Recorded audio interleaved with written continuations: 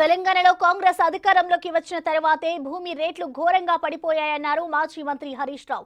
ఒకప్పుడు తెలంగాణలో ఎకరా భూమి అమ్మితే ఏపీలో 10 ఎకరాల భూమి వచ్చేదని, కానీ ఇప్పుడు రేవంత్ రెడ్డి అక్కడ చంద్రబాబు వచ్చాక సీన్ రివర్స్ అయిందన్నారు. ఏపీలో ఎకరా అమ్మితే తెలంగాణలో 2 ఎకరాల భూమి వస్తుందన్నారు. రేవంత్ రెడ్డికి పాలన చేతకాక తెలంగాణలో ఇలాంటి పరిస్థితి వచ్చిందని హరీష్ రావు విమర్శించారు.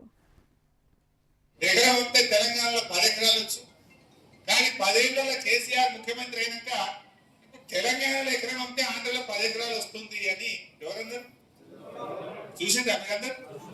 ఇప్పుడు రేవంత్ రెడ్డి వచ్చి 2 ఏళ్ళు కాలేదు, సీన్ రివర్స్ అయిందాకా లేదా. మొన్న నేను సిద్దిపేట పోయినా, గంగాపూర్ అని చిన్నకోడూరు మండలం గంగాపూర్ ఊరికి పోయినా. ఒక మన కార్యకర్త చనిపోతే మాట్లాడించడానికి పోయినా. కొద్దిసేపు మాట్లాడినాక కూర్చున్నాను. ఏం సంగతి అంటే ఎరువులు ఈ బాధలని చెప్పుకుంటా ఎవడన్నా లగ్గం ఉంటే అమ్ముకుందామంటే భూగంతలేదు సార్. ఏమైతుందంటే 40 లక్షలకి అడుగు తీయలేదు, ఇప్పుడు 20కి ఇద్దామంటే కూడా ఎవరు అత్తలేదు.